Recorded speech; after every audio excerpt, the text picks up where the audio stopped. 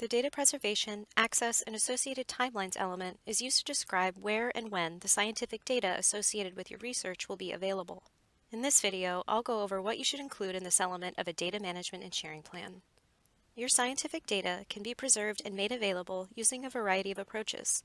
To prepare this section of your plan, consider the following recommendations from the NIH. Do share scientific data as early as possible, but no later than the time of a related publication or the conclusion of the performance cycle. Scientists are encouraged to keep their findings publicly accessible for as long as they believe it would be beneficial to the broader scientific community.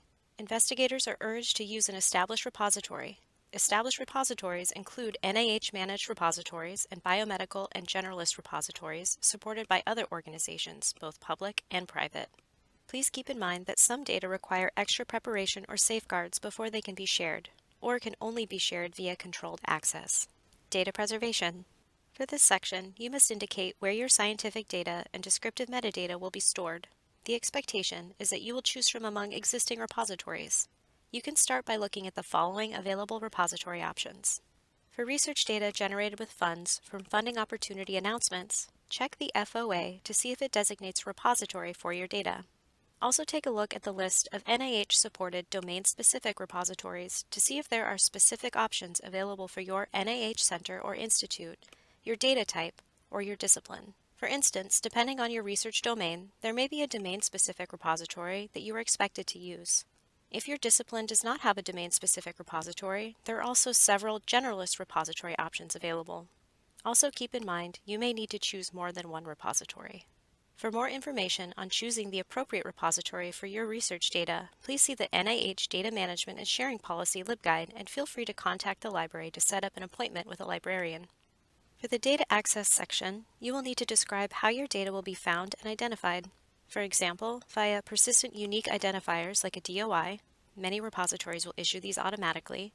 You may also be able to find out what identifiers a repository uses at re3data.org. For the timeline section, state when and for how long the data will be accessible. The policy requires that you share your data as soon as possible, but no later than the time of an associated publication or the conclusion of the performance term, whichever comes first. As per the policy, data must be shared for as long as it is useful. Be ready to specify how long you intend to share this information. For quality examples of this element and others, see the link provided in the description of the video for sample DMS plans offered by the NIH. The data preservation, access, and associated timelines element helps establish a plan for when and how data will be shared. This helps ensure data can effectively be shared and reused.